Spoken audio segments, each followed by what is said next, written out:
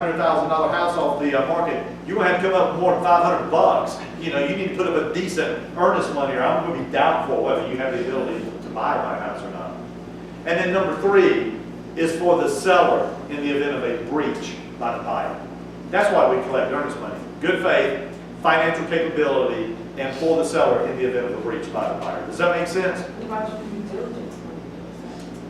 Now, due diligence money is consideration for something, but not for the contract. The due diligence money is consideration for the time that you buy. Okay, we'll come to that a little bit later. That's a great question. Yeah. So with the earnest money, I mean, is there like how do you come up with that figure? How do you advise your clients? Completely negotiable, completely negotiable.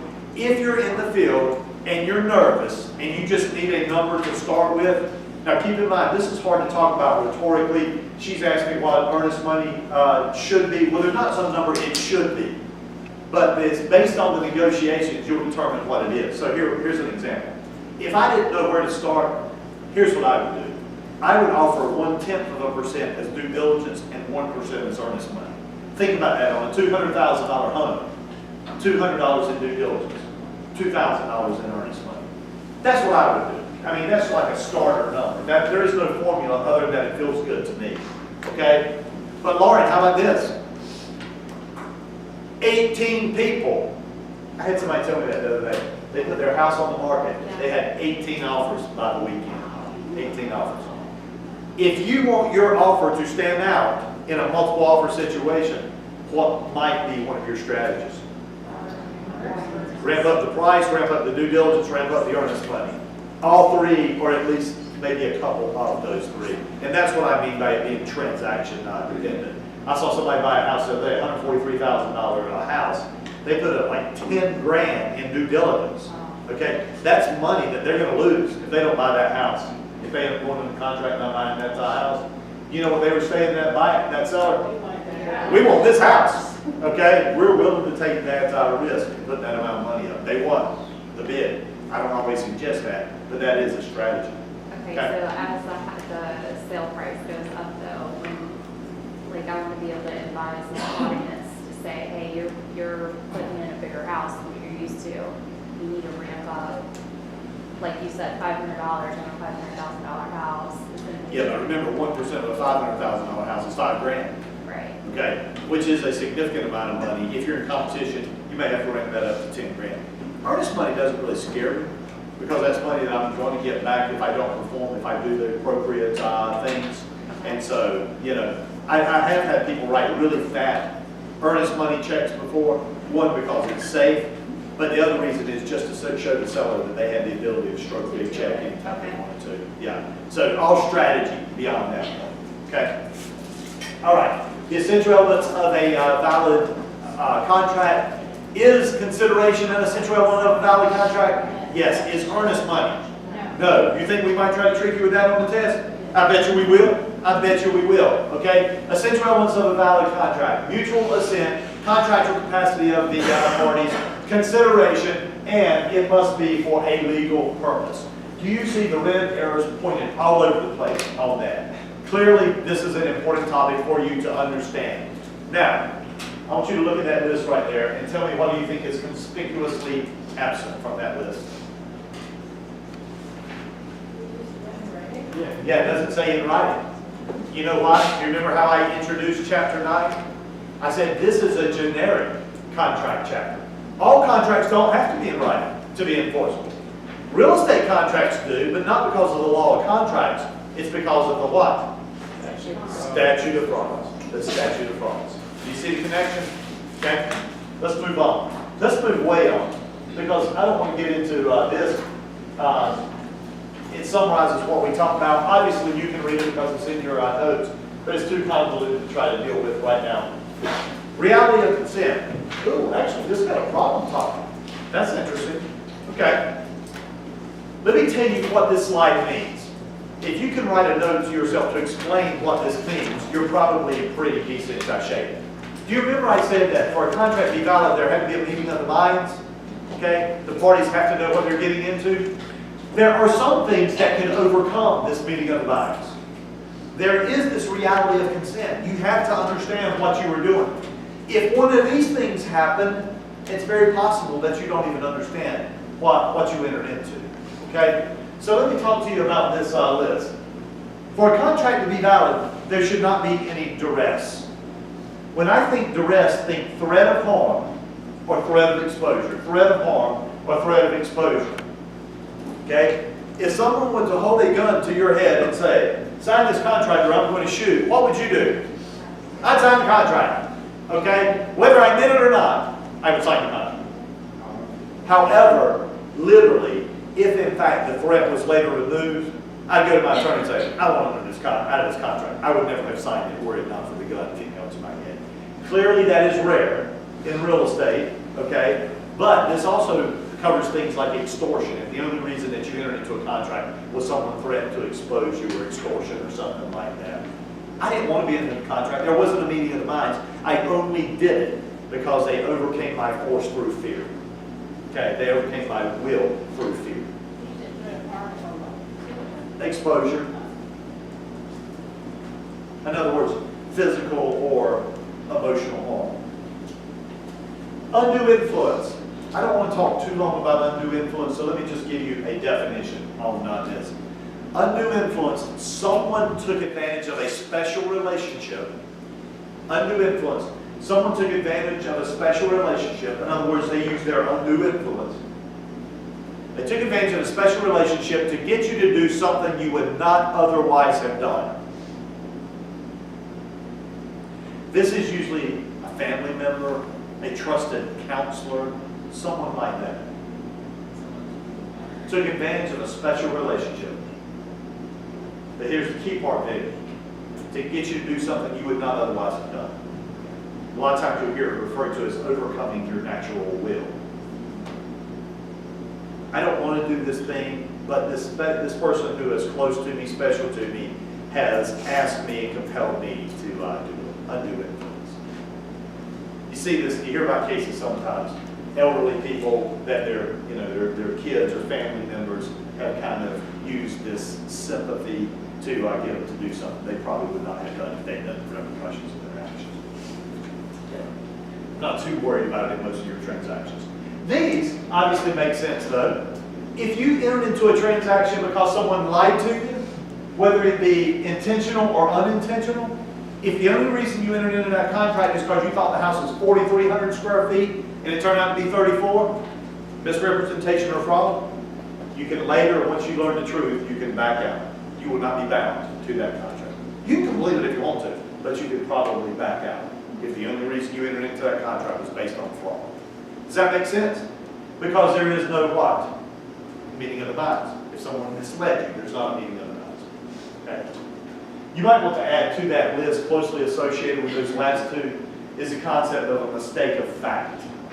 If you enter into a contract under a mistake of fact, you didn't realize what you were getting into. I often tell this story in class and say, this never happens. And every once in a while somebody raises their hand and say, well, that happened to me. But let's say that you're working with no agents involved. This is a buyer and a builder. A first-time home buyer is looking at a property.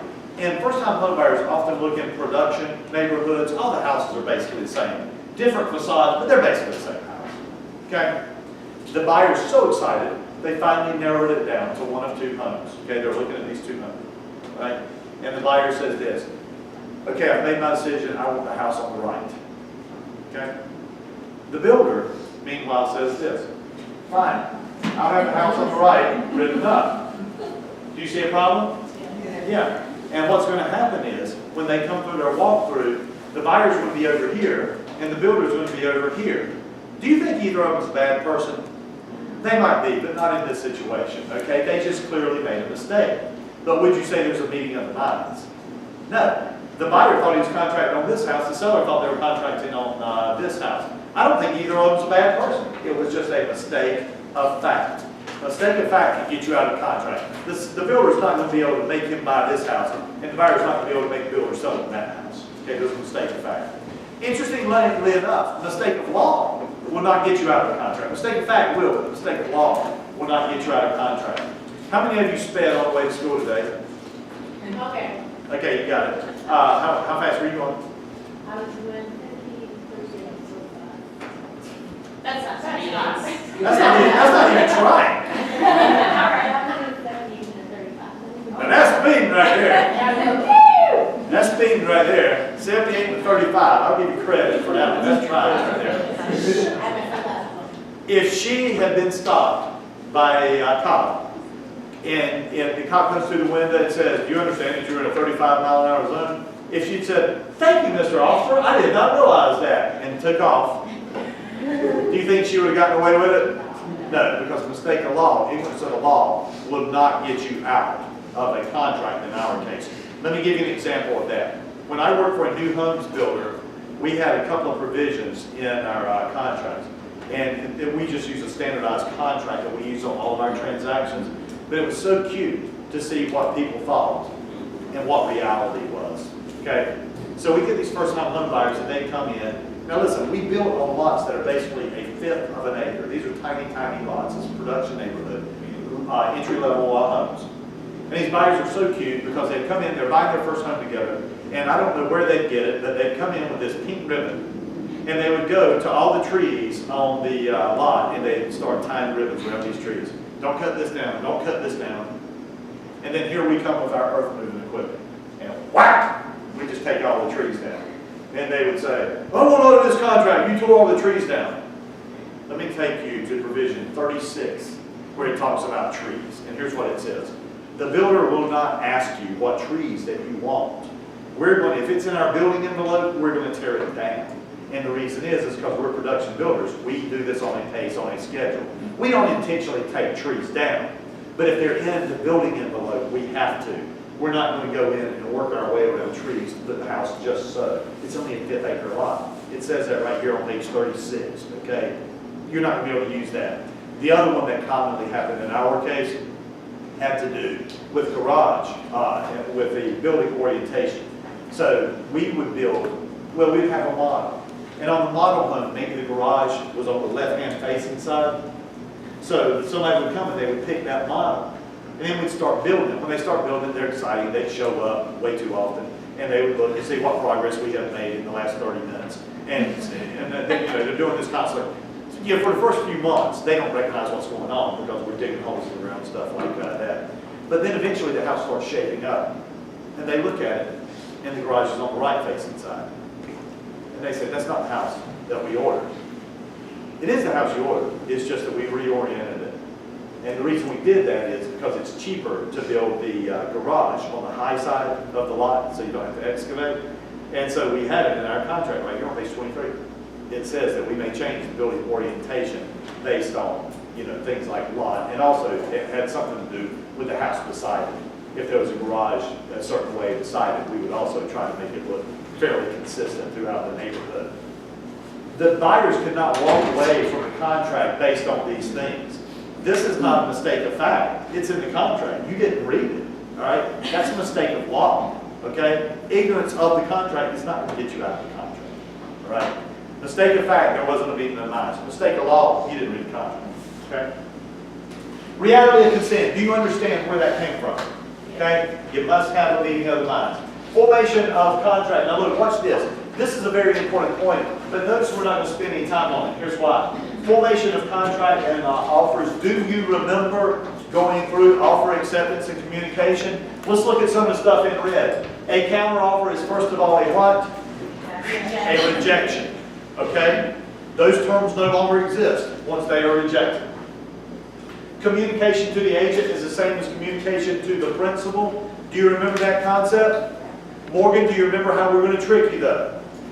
Yes, we can communicate it to a party or to such party's agent, but if that party is not represented, they don't have an agent. Okay, it has to get all the way back to the party. Okay? You'll see some of those on your midterm. All offers must be presented immediately, no later than 5 days. All right, I'm going to teach you a couple of things right now that you can just set as a baseline and you never have to worry about learning them again. When it comes to offers, here's your rule, agent. Let's see how good you are at it. As an agent, you will present all offers, all the time, up until the time of closing, and you will do it as soon as reasonable, right? All offers, all the time, up until the time of closing, you'll do it as soon as reasonable. Okay? What do I mean by all offers? What if you get a crappy offer? You're going to present it. You're going to present it. What if you get a verbal offer? What are you going to do? You're going to present it. Now, it's not worth the paper it's not written on, but you're still going to present it because that's your job. You can keep your client fully informed. All offers, all the time. What do I mean up till the time of closing? Because it's not done. That's right. Now, listen. If a property's under contract and another offer comes in, it's not like the seller can drop this guy and take this guy. However, having said that, backup offers are a possibility.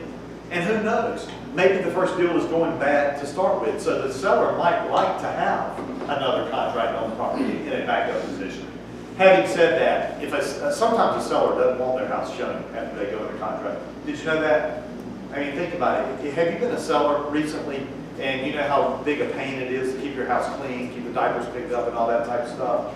If a seller tells you not to show the house anymore, that's fine. That's them saying that. But as far as I'm concerned, seller, I'm going to continue to market your property right up until the time that it closes. At that point, no compelling reason to continue. And then do you notice the 5-day rule? I know that feels kind of weird today because most of our communications today are instantaneous because we have digital means of doing this. But the rule says you deliver all offers. You should do it immediately, but in no circumstances greater than 5 days. What you're going to find out is anytime we're dealing with paper in this class, paper like contracts or offers or settlement statements, the rule is 5 days. If you're dealing with money, you'll find out later, or if you're reading Appendix A, you will find out that anytime it's money, it's a 3-day rule for delivery. 5 days paper, 3 days money. Okay? We will show you that more often when as it goes. And then finally, multiple offer situation. Multiple offer situation. When you get multiple offers, agent, maybe you had a great open house, and so you had like 3 or 4 offers come in literally simultaneously. How are you going to deliver these to the seller? Are you going to deliver first in, first out? Probably best. No. You're going to deliver them lowest to highest, highest to lowest? You deliver them all. If you get multiple offers, here's what you're going to do. Miss Seller, here are our offers. Okay? How would you like to go through them?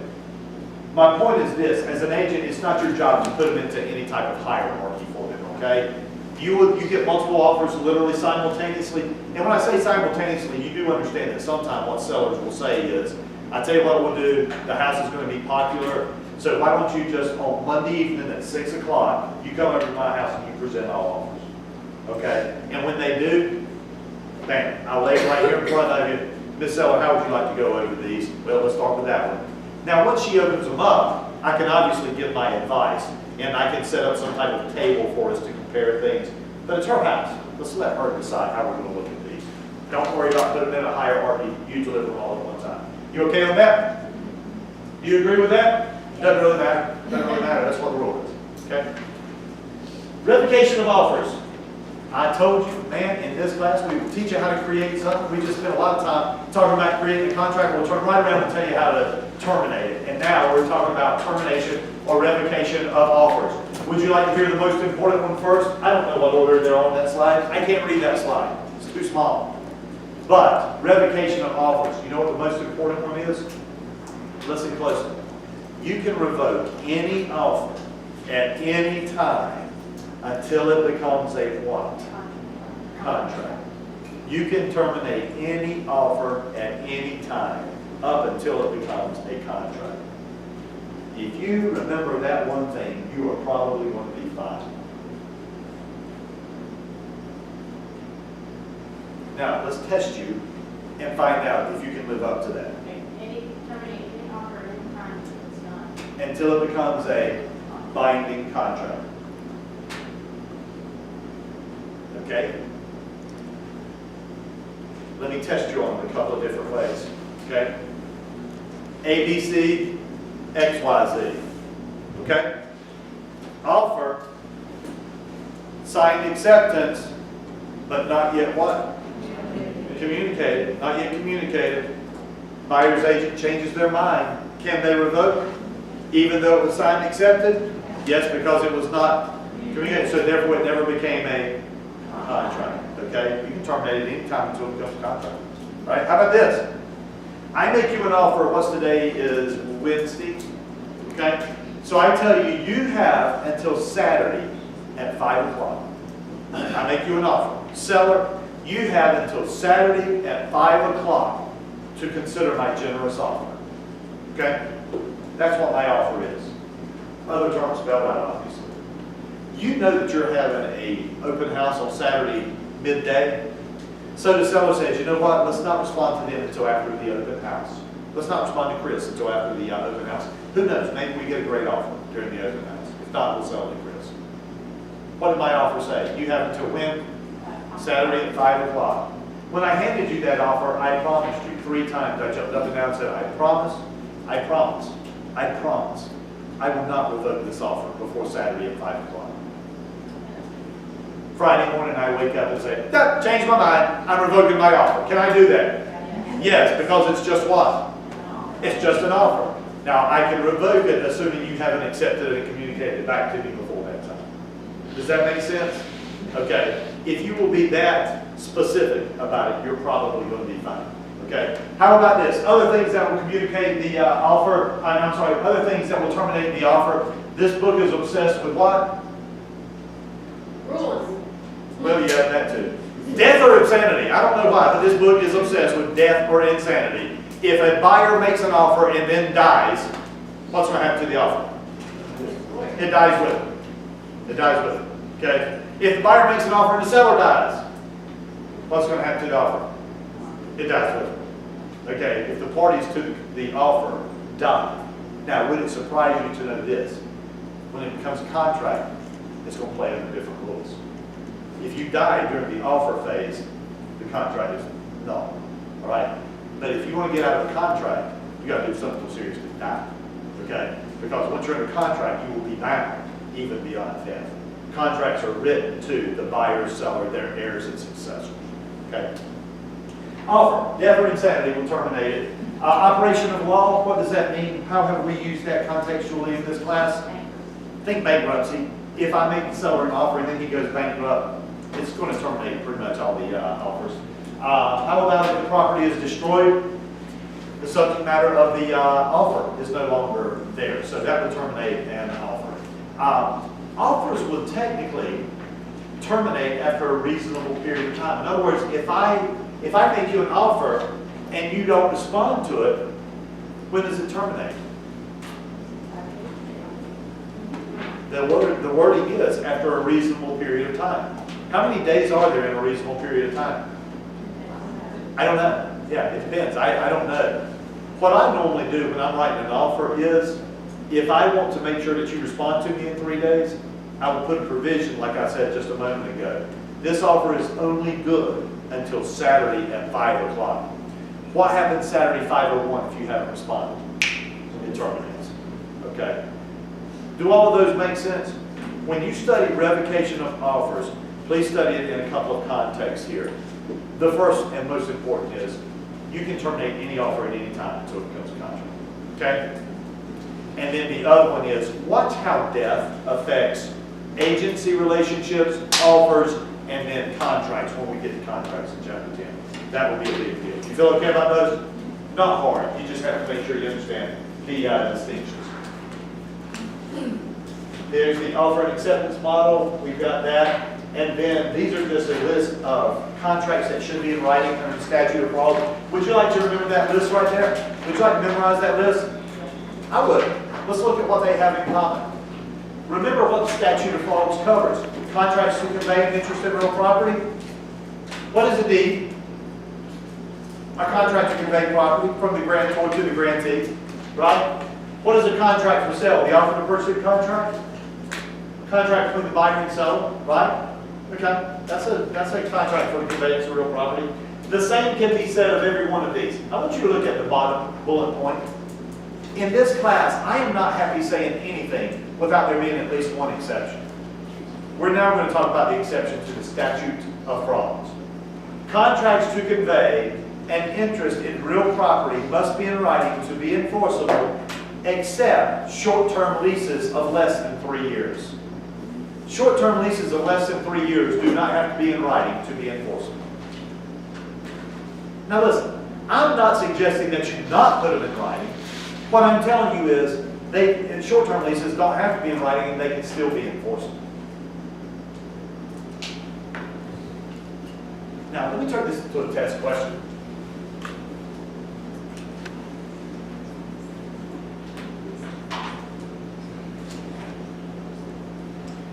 I shouldn't let y'all go to lunch today. Prior to lunch, y'all go fantastic.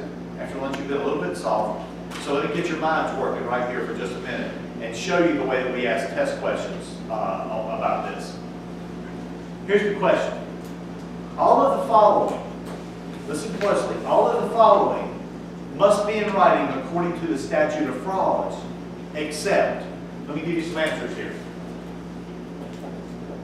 Offer to purchase, deed, option, exclusive right to sell, agreement. Okay, now let me go back and ask you the question again. Okay? All of the following contracts, all the following forms, have to be in writing according to the statute of frauds, except. Okay. Here's why this question is tricky. Every one of those has to be in writing, don't they? But the question was, all the following have to be in writing according to the what? Statute of frauds, except. Why does the offer to purchase have to be in writing? Statute of frauds. Why does the deed have to be in writing? Statute of frauds. Why does the option have to be in writing? Statute of frauds. Why does exclusive right to sell listing agreement have to be in writing? What'd you say? It's a rule. Yeah, just go ahead and cut to the chase. It's a rule. The Real Estate Commission said agency agreements have to be in writing. It's not a statute of frauds issue. It's a Rule 104 issue. Okay? Do you understand where I'm going with that? This is a great way for us to test you on, do pretty much all contracts we talk about in this class have to be in writing? Yeah. The question is, why do they have to be in writing? The contracts to convey, statute of frauds. Agency agreements, because the commission said so, Rule 104. Okay? Does that make sense where I'm going with that? And then finally, here's another way that we could ask this question. Question or comments on that? You feel okay about where I was going? Obviously, the answer is going to be number 4. So here we go again. All of the following have to be in writing according to the statute of frauds, except offer to purchase, deed, option, 1-year lease. Which one does not have to be in writing? 1-year lease. Why? Because it's less than 3 years. That's the exception to the statute of frauds. Okay? Makes for a great little test question there. Contracts to convey an interest in real property must be in writing to be enforceable with the exception of leases of less than 3 years. You feel okay about that? Yeah, go ahead, Jen. What does it mean when it says options? Option contracts, we will talk about those more at the end of chapter 10, but you remember the example I gave you of a unilateral contract earlier? Okay. Yeah, we'll get to that a little more It specific. has to do with time. Yeah, if you're buying time, and if it's an option contract regarding real estate, it'll have to be in writing. Okay. All right, performance of a contract. Let's talk about a couple of terms you may see come up in regards to performance of a contract. How we doing on time? Yeah, we can get this in. We can easily get this in. Okay, I need you to be familiar with the following terms. However, let's back this down a little bit to level 2, maybe even level 1. Okay, you have not read our contract yet. It comes up in the next chapter. But I want to talk to you about the phrase time is of the essence. Here's what time is of the essence means. Dates that are time is of the essence.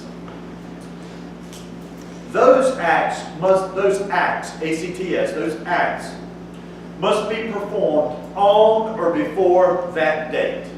If a date is time is of the essence, that act must be performed on or before that date. I can't understand what you said first. Let's see. This reference term here Time is of the essence. is, he said dates. Acts, A-C-T-S, acts must be performed, acts that are times of the essence, must be performed on or before that date. Yeah, when he said dates, it's basically saying that those dates are going to be in the contract. And if there are times of the essence, then those acts have to be performed On or before that date. That's referenced. or the contract in most cases will be null or void, okay? Now, look at me, Erica. Are you through right? I'm sorry. Yeah. Okay. Let me talk to you about a couple of dates in our contract. The settlement date, if I were to tell you the settlement date, that's the date that the buyer and seller plan on getting together and finishing the transaction, right? Do you think that the settlement date in our contract is time is of the essence? It's not. It's not. A lot of people say, well, golly, it seems like it should be. It seems like that's the most important date. But the problem is, if it were time is of the essence, and you didn't complete it by that date, it's very possible that the contract would be void, or at least voidable. At least one party would be able to walk away. So in regards to the settlement date, what we do is we say if the parties can't close by the settlement date, they will be given some reasonable period of time. And in our contract, we define that as being 14 days, okay? If you're acting in good faith.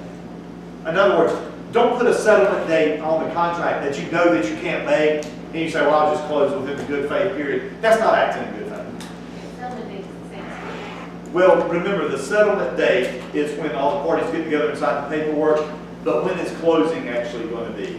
When it's recorded. I would love it if that happened within hours of each other, okay? So what you said is not wrong, and you will see why I use those words specifically when we go over the contract. So Erica, the settlement date is not time is of the essence, is it? Okay. There is one date in our contract, there's actually a couple, but there's one important one in our contract that is time is of the essence. And we haven't talked a whole lot about this yet. The due diligence date is time is of the essence. Don't spend a lot of time writing this down right now, because you'll get a lot of time to write it down when we go over the contract. The due diligence date is a period of time that the buyer has purchased to do their inspections and investigations. And during the due diligence period, the buyer can walk away for any reason or no reason at all. Erica, that date says, it's a blank in the contract, so I'm just going to make up a date. March 27th at 5 p.m. If you want to exercise your right under due diligence, you need to do it by when? March 27th by 5 p.m. How about 5:01? No, that right has expired at 5:01. Okay? Time is of the essence means those acts have to be performed on or before that date. Feel okay about it? And then when we go to the contract, let's watch and see where they're used and where they are not. The settlement date is the one that most people make a mistake on. Okay? You have to actually write that in there. In our contract currently, there's two places that it's hard-coded, due diligence date and additional earnest monies. It's already hard-coded into the contract. And if you wanted to make your settlement date time is of the essence, what would you do? Next to the settlement date, you could write in the words, time is of the essence. And if you wrote it in, then it would be. I highly do not recommend that. Okay? I did have a seller recently who was a couple years ago who got really mad.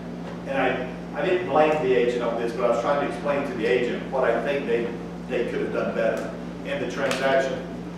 Buyer is set to close on, let's say today, what's the date, March 14th? Buyer's set to close today. Okay? So the seller's making plans, thinking they're closing today, and they're going to buy another house, they're going to do something else with the money, right? It's the day before closing, and the buyer says, I can't close tomorrow. The bank is still requiring this documentation or whatever.